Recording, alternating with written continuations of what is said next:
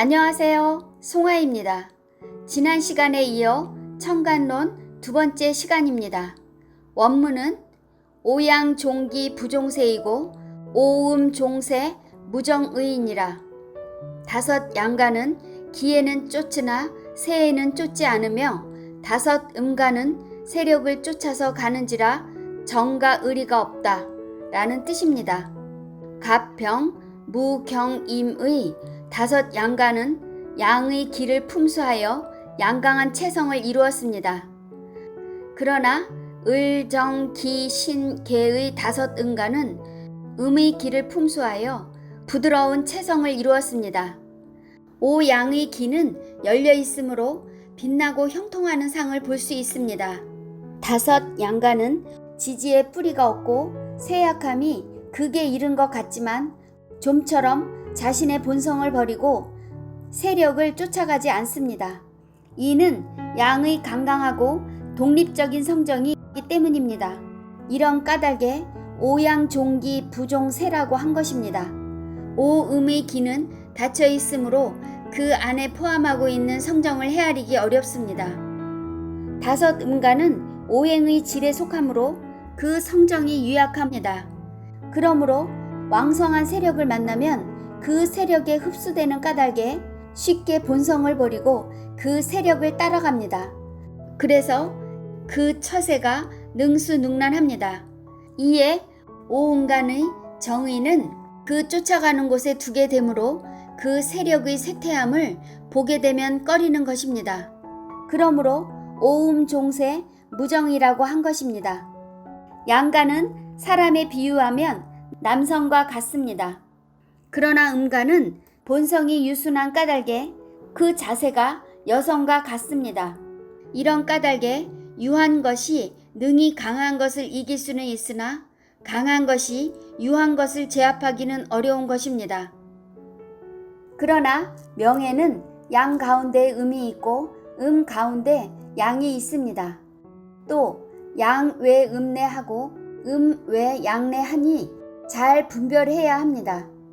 양중 지음의 사주 구조를 가진 사람은 겉으로는 착하고 의리를 지키는 듯 하지만 내심으로는 그렇지 않은 경우가 많습니다.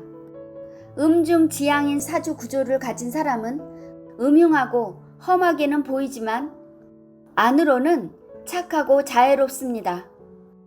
양외 음내인 사람은 음흉한 마음을 감추고 있으며 음외 양내인 사람은 곱고 바른 마음을 가지고 있습니다. 이와 같이 사주로서 인품을 분별할 수 있는 것입니다. 자신을 지키고 세상을 바르게 사는 도는 반드시 먼저 사람을 알고 필용축일 하는 데 있는 것입니다. 이를 분별하는 유체는 사주의 기세가 순정하고 사주의 오행이 고르게 균형을 이루어 한쪽으로 치우치지 않았습니다. 그러면 자연히 남을 해롭게 하고 자신의 이로움을 취하는 마음이 없는 것입니다. 그러므로 성인께서 그 선한 것을 가려서 쫓는다라고 하였으니 이것이 바로 그 뜻입니다. 오행의 기세를 쫓음에 있어서도 그 마땅한 바를 쫓아야 함을 강조하기 위해서 인용한 것입니다. 기세를 거역하지 않는 바른 순리를 얻게 되면 역시 발음을 잃지 않는 것입니다. 왕세 강약에 대해서 정의한다면 왕세는 시령을 쫓아 말한 것입니다. 시령이라는 것은 태어난 월을 뜻하는데 시령을 얻으면 왕한 것이고 시령을 얻지 못하면 쇠한 것입니다. 그러므로 왕세는 오로지 원령의 오행 기세를 가리켜 말하는 것입니다. 사주의 일주가 때의 기운을 얻어서 왕한 것입니다. 간지의 강약을 논하는 이치는 지지는 중하고 청간은 경하며 지지의 영량은 실하고 청간의 기는 떠있는 상입니다. 청간은 반드시 지지에 통근되어야 유력합니다. 그러므로 청간은 지지를 뿌리로 하는 것입니다.